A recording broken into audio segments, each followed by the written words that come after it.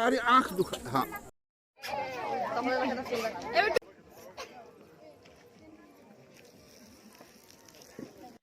Hello guys, welcome back to my channel Harshu की life. Guys तो स्वागत है आपका हमारे चैनल पे। और देखिए कैसे हम लोग छठी माता का त्यौहार मनाते हैं। कल जो वीडियो मैंने आप लोगों के साथ शेयर किया था वो शाम के जो अर्घ होता है उसका था, और अभी ये सुबह का अर्घ का है जब सूरज भगवान निकलते हैं।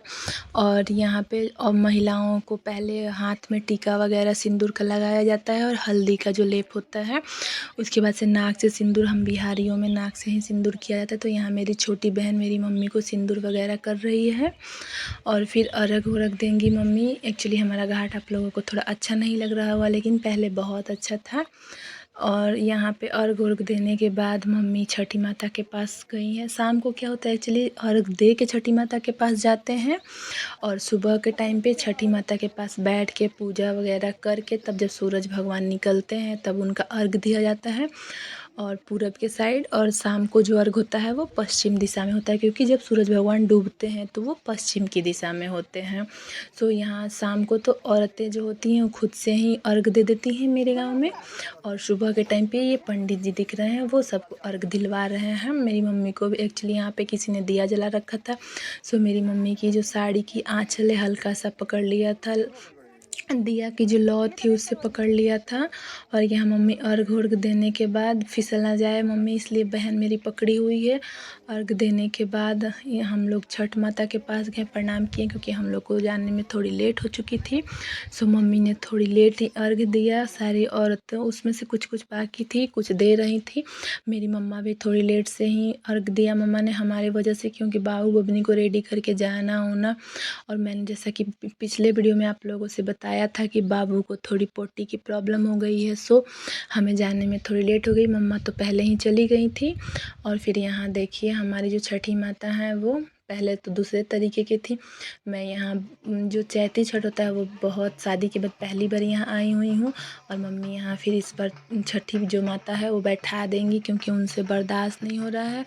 उनकी बीमारी की वजह से थोड़ी उनको बीपी और शुगर की भी इशू हो गई है।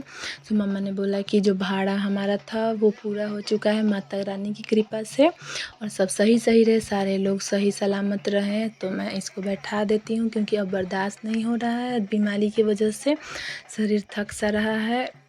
इसकी वजह से प्रणाम करके माँ ने इनको बैठा दिया। और फिर हमारे जो छठ घाट को देखिए आप लोग, लाइक करके बताइएगा, कमेंट करके बताइएगा कि कैसा लगा हमारा छठ का जो भी ब्लॉग है मैंने जो आप लोगों के साथ शेयर किया। वो आप लोग अपना जो भी होगा मन में कि कैसा है क्या है इसके गाँव का, और जो भी आप लोगों के मन में सवाल होगा कमेंट के थ्रू आप लोग मेरे से पूछ सकते हैं।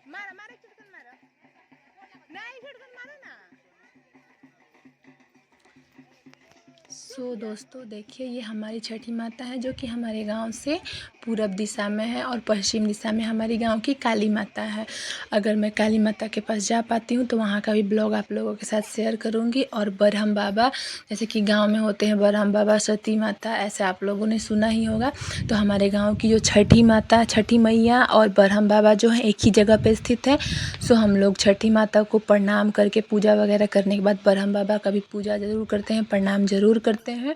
सो मुझे भी बरहम बाबा का पूजा किए हुए बहुत दिन हो गए, तो पूजा तो मैंने नहीं किया पर वहाँ जाके प्रणाम किया, हाथ जोड़ा भगवान से। आते जाते रास्ते में तो हम लोग करते ही हैं, क्योंकि जो हमारा लोकल मार्केट है वो उसी रास्ते से होकर निकलता है। सो बरहम बाबा आते वक्त जाते वक्त, छठी मैया आते वक्त जाते वक्त तो हमेशा हम लोग उनको नतमस्तक करते हुए हैं। लेकिन जब वहाँ गए हैं तो उनके दरवाजे पे जाके नतमस्तक करना बहुत ही आवश्यक है। सो हम लोग गए वहाँ बाबू को लेकर, और देखिए ये हमारे बरहम बाबा का है, जो ये बगल में दिख रहा है वो हमारा ही पोखरा है जो अभी सूख चुका है। सो हमारे गांव की हरियाली को देखिए आप लोग, और एक लाइक तो बनता है दोस्तों। सो मेरे वीडियोस को, मेरे हर्षू की लाइफ को आप लोग अपने दोस्तों के साथ शेयर कीजिए, ज़्यादा से ज़्यादा कमेंट कीजिए, लाइक कीजिए और सब्सक्राइब कीजिए, ताकि और भी जितने हमारे प्यारे दोस्त हैं। आप प्यार कर लो। हाँ जात यही हो। अरे आँख दुख हाँ। बाप रे, इतना प्यार हाँ मत करो, गिर जाएगी वो। दीदी दूसरा स्टार्ट कर देंगे वीडियो।